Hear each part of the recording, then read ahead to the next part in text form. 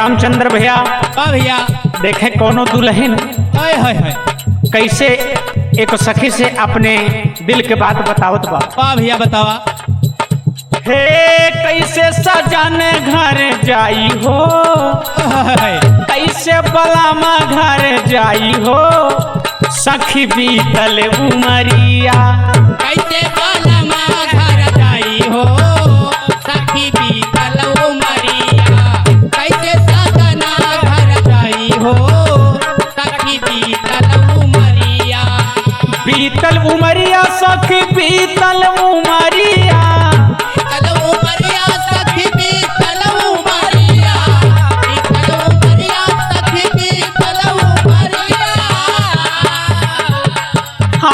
वही बा कोमल कलाई हो, हाँ या वही बा कोमल कलाई हो, सखी बीतल उमरिया। कोमल कलाई हो, सखी बीतल उमरिया। वही बा कोमल कलाई हो, सखी बीतल उमरिया।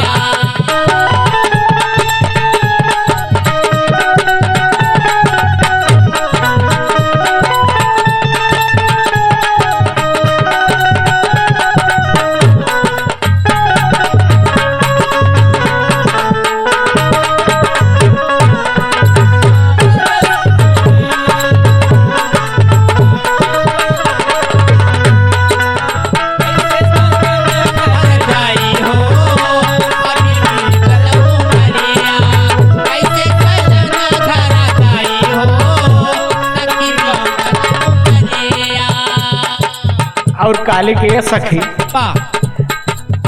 नैहर में रहली बहुत सुख कैली, नैहर में रहले बहुत सुख कैले।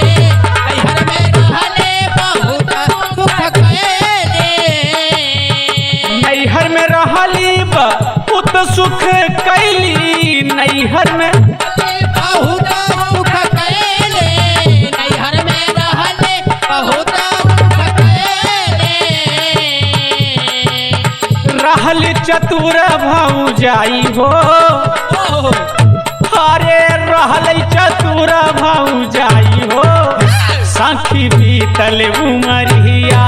रहले चतुर भौजाई हो, सखी बीतल उमरिया। रहले चतुर भौजाई हो, सखी बीतल उमरिया।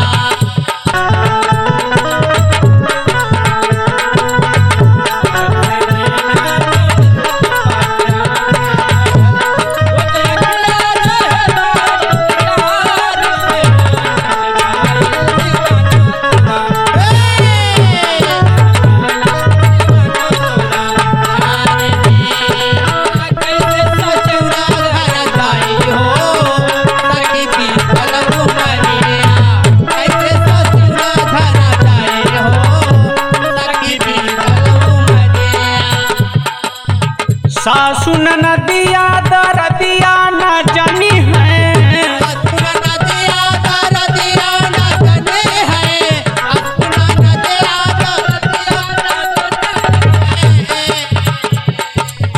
सासु नदिया दरदिया नहीं जानी है।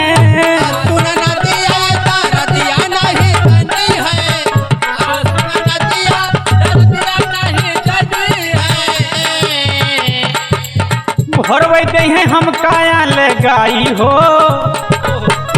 हारे भोरवै दे हैं हम काया लगाई हो, सखी बीतल उमरिया।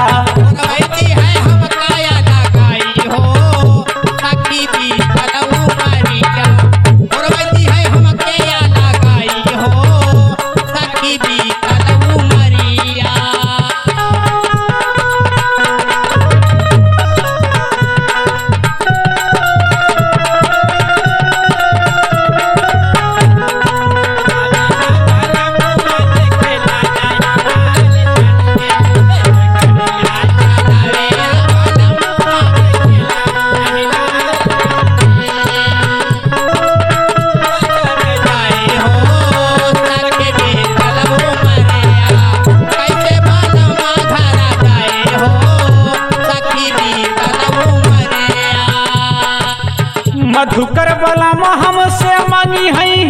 सबवा मधुकर बलबुआ हमसे मंगी है हिसबवा मधुकर बलबुआ हमसे मंगी है हिसबवा मधुकर सजन हमसे मंगी है ही सबवा मधुकर सजना हमसे मंगी है हिसबवा मधुकर सजना हमसे मंगी है हिसबवा कवनी जतन से समझाई हो हरे कवनी जतन से समझाई हो सखी बीतल उमरिया